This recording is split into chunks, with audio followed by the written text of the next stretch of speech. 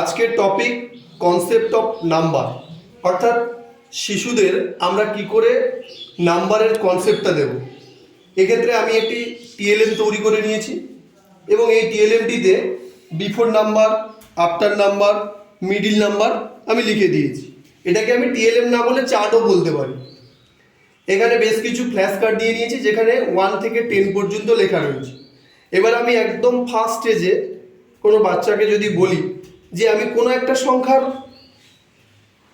After number শেখাবো, তাহলে কি করতে পারি, যেহেতু এখানে মিডিল নাম্বার লেখা আছে তাই আমি একটা পেজ চেপে দিয়ে এখানে একটা সংখ্যা দিয়ে দিলাম। ধরুন এই ঘরের মধ্যে আমি 1 দিয়ে দিলাম। এবার আমি বলতে পারি যে তোমরা দেখো এখানে 1 লেখা আছে, এর পরের ঘরে দেখো আফটার নাম্বার লেখা আছে, তাহলে 1 এর পরের সংখ্যা কি হয় সেটা আমরা এই ঘরের মধ্যে রাখবো। শিশুরা এখান থেকে ফ্ল্যাশ কার্ড তুলে নেবে, নিয়ে যদি না নিতে পারে আমি অবশ্যই তাদেরকে সেটা সাহায্য করব, নিয়ে পাশের যে ঘরটা করা আছে তার মধ্যে রাখবে। তাকে বোঝানো হবে যে 1 ছিল এই ঘরে, এখানে আফটার নাম্বার বলেছে তাই আমি পাশের ঘরে 2 দিলাম। ঠিক সেমভাবে যখন আফটার নাম্বারের কনসেপ্ট শিখে যাবে তখন আমি তাকে মিডিল নাম্বার শেখাতে পারছি এবং বিফোর নাম্বারটা আমি একদম শেষে শেখাবো। এই কারণেই শেখাবো কারণ বিফোর নাম্বারটা বাচ্চাদের কাছে একটু টাফ হয় তুলনামূলক, সেই জন্য মিডিল নাম্বার আগে শেখাবো। কিভাবে মিডিল নাম্বার শেখাবো, ধরুন আমি এখানে 1 দিলাম এবং এই ঘরটাতে 3 দিলাম, অর্থাৎ বিফোর নাম্বার 1 দিলাম, আফটার নাম্বার 3 দিলাম। বাচ্চারা যদি বিফোর আফটার নাও জানে তাও বলবো দুটো ঘরের মাঝখানের জায়গাটাতে মিডিল হবে, এই মিডিল জায়গায় আমরা মিডিল নাম্বারটা বসাবো। কি হবে, এখানে 1 এখানে 3, তাহলে মাঝখানে কি হতে পারে 2। এইভাবে ফ্ল্যাশ কার্ড দিয়ে আমরা মিডিল নাম্বার শেখাতে পারি।